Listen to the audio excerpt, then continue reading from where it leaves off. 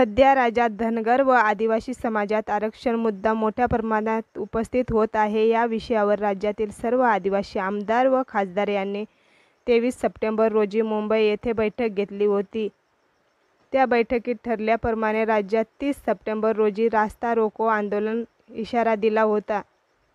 धनगर समाजाला एसटी प्रवर्गातून आरक्षण देण्याचा जनमानस सरकारने केलेला असून त्यांच्या विरोधात आदिवासी जनतेचा रोष म्हणून 1 दिवसीय रास्ता रोको आंदोलन करण्याचे ठरवले। त्याचप्रमाणे नाशिक जिल्ह्यातील सर्व आदिवासी संघटना नाशिकमध्ये द्वारका सर्कल या ठिकाणी रास्ता रोको आंदोलन संविधानिक मार्गाने करणार व प्रशासनाला जनसामान्यांना कोणताही प्रकारचा त्रास होणार नाही असे आदिवासी संघटनेच्या कार्यकर्त्यांनी बोलताना सांगितले। यावेळी उपस्थित रावण युवा फाउंडेशन व आदिवासी रावण साम्राज्य, आदिवासी उलगुलान सेना, आदिवासी वारली बहुउद्देशीय संस्था, आदिवासी आदिम सेना, वीर भूमिपुत्र क्रांतीवीर राघोजी भांगरे, एपी फाउंडेशन, आदिवासी शक्ती सेना, आदिवासी कोळी महादेव युवा प्रतिष्ठान, राघोजी क्रांती सेना, बिरसा ब्रिगेड आदी संघटनेचे कार्यकर्ते उपस्थित होते। दिनांक 30 सप्टेंबर 2024 रोजी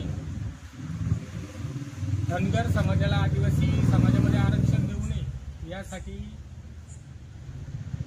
25 आमदारांच्या बैठकीमध्ये जो निर्णय ठरलेला होता की 30 तारखेला राज्यभर रास्ता रोको, ठिय्या आंदोलन, निदर्शनं केले जातील। या अनुषंगाने नाशिक जिल्ह्यामधील जे काही प्रबळ दावेदार संघटना मानल्या जातात त्या सर्व संघटना मिळून आणि आदिवासी कार्यकर्ते तसेच समाज बांधव मिळून द्वारका सर्कल या ठिकाणी सुमारे 11 वाजता रास्ता रोकोचं नियोजन झालेलं आहे।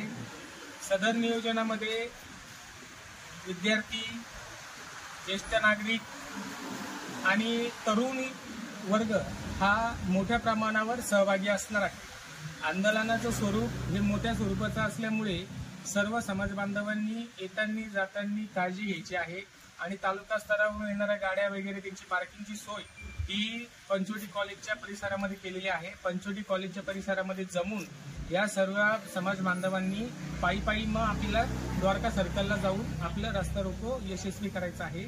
आणि त्याच्यानंतरून जे काही आपल्या 25 आमदारांनी ठरवलेल्या बैठकीप्रमाणे जो काही निर्णय घेतलेला आहे की पेसा भरतीची जी प्रक्रिया आहे, मुख्यमंत्र्यांनी दिलेलं आश्वासन पाळलेलं नाही आहे।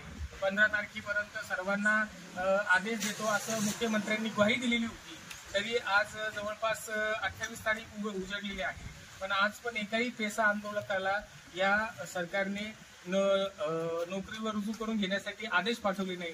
याचा देखील या मागणीमध्ये समावेश असणार आहे आणि हे आंदोलन तीव्र होईल, उग्र होईल याची सर्व जबाबदारी पोलीस प्रशासन आणि नीचकामी कुचकामी सरकारची असेल।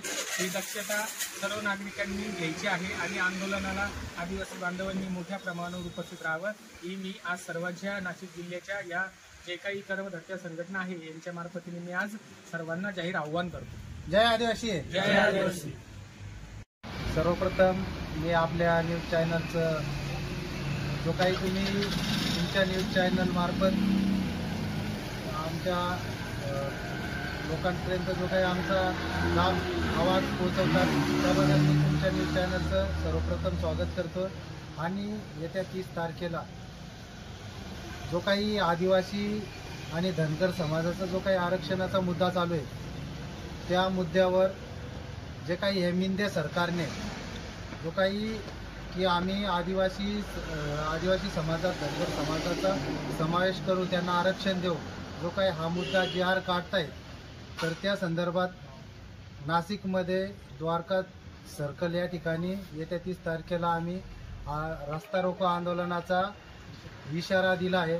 तरी माझी कळकळीची विनंती आहे सर्व आदिवासी समाजाला की आपण सर्वप्रथम आपण आदिवासी आहोत आणि आपल्या काही ज्या आदिवासी क्रांतिकारकांनी जो काही रक्त सांडलेला आहे आपल्यासाठी, आपल्या जातीसाठी,